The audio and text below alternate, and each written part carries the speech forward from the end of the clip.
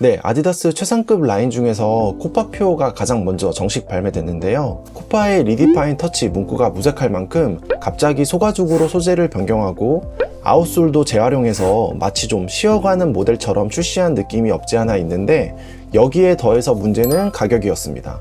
무려 36만 9천 원으로 기존 코파센스 대비해서도 2에서 4만 원이 인상되면서 현재 나이키와 푸마에서 판매 중인 모든 최상급 축구화들보다 가장 비싼 모델이 됐습니다.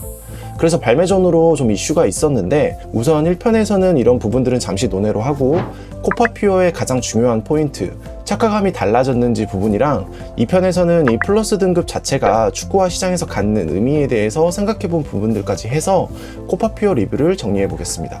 지금 보시는 코파 20 플러스의 경우는 발 안쪽에 저림 현상이 되게 심했던 모델이었는데요. 딱 신어보면 되게 편한데 경기를 뛰면 발 안쪽이 저리는 통증이 생겨서 신고 벗고를 반복해야 하는 좀 특이한 길들임이 필요했던 모델인데, 아마 끈이 없는 천연가죽 모델이기 때문에 약간 늘어나면서 생기는 발의 헐떡임을 최우선으로 방지하기 위해서 여러 설계와 소재를 락다운에 집중했기 때문인 것 같은데, 특히 아디다스 삼선 마크를 하필 안쪽에 배치해서 시각적으로 좀 걸리적거리는 느낌도 있었고, 이쪽 부분의 압박감이 가장 강했거든요.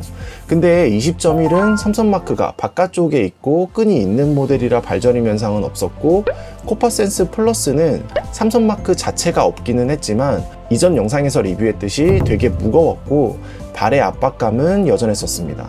다시 코파 퓨어로 돌아와서 코파 퓨어 역시 앞서 말씀드린 압박감이 있을까 했는데, 기존 코파에서 느꼈던 압박감은 전혀 없고 발에 잘 맞는 착화감과 편안함이 바로 느껴져서 단순 착화감으로만 보면 코파 퓨어가 가장 편하기 때문에 기존 모델들의 발 안쪽 압박감 때문에 코파를 신지 못했던 분들은 이 코파 퓨어는 편하게 신으실 수 있을 것 같습니다.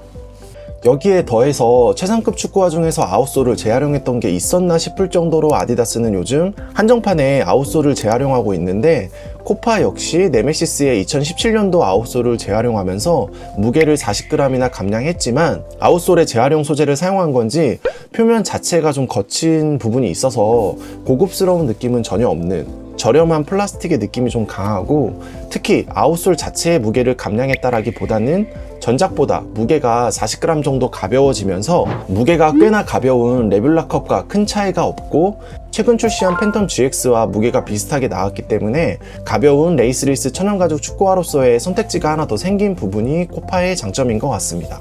그리고 외관상 좀 특이한 부분이 어퍼의 이 쉐입을 보시면 이렇게 좀 납작한 느낌이 있거든요.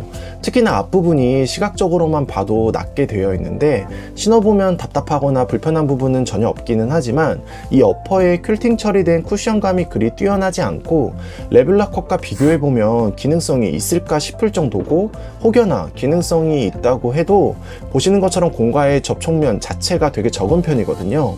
여기 TM4A HG랑 비교해보시면 TM4는 인사이드 영역 전체가 캥거루 가죽이면서 다이아몬드 패턴 처리로 터치감을 높여서 발 안쪽으로 트래핑할 때 이렇게 높이가 넉넉해서 좋았다면, 코파 퓨어는 확실히 높이도 낮아서 좋게 말하면 이번 코파 퓨어도 스피드 라인 마냥 날렵하게 나왔다라는 부분이고, 반대로 보면 가죽이나 쿠션감의 터치는 좀 기대하기 어렵다 정도일 것 같습니다.